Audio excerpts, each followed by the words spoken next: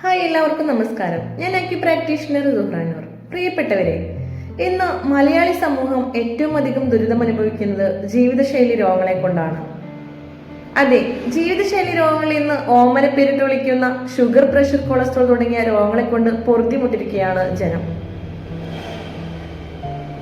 ഒരു മനുഷ്യന്റെ ഏറ്റവും വലിയ സമ്പത്ത് അവന്റെ ആരോഗ്യമാണെന്നിരിക്കെ തെറ്റായ ജീവിതശൈലി കൊണ്ടുണ്ടാകുന്ന ഇത്തരം രോഗങ്ങൾക്ക് ചികിത്സ നേടി ഏതറ്റം വരെ പോകാനും എത്ര വലിയ ചികിത്സാ ചെലവേറിയ ചികിത്സകൾ സ്വീകരിക്കാനും വിഷമരുന്നുകൾ കഴിക്കാനും മലയാളികൾ തയ്യാറുമാണ്.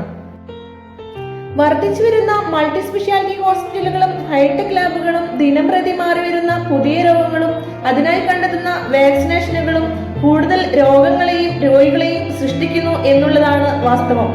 ഇത് മറച്ചു വെക്കാനായി പെടാപ്പാടുപെടുകയാണ് മരുന്ന് മാഫിയ സംഘങ്ങളും അതിന്റെ ഏജന്റുമാരും.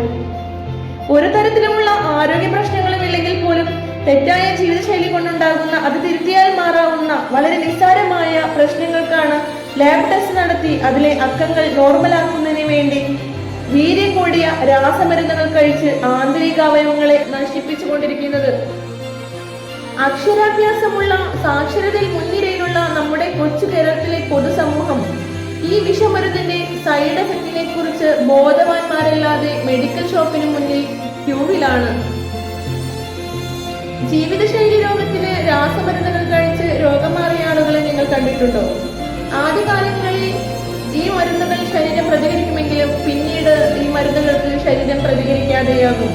അപ്പോഴേക്കും നമ്മുടെ ആന്തരികാവയവം പണിമുടക്കിയിരിക്കും.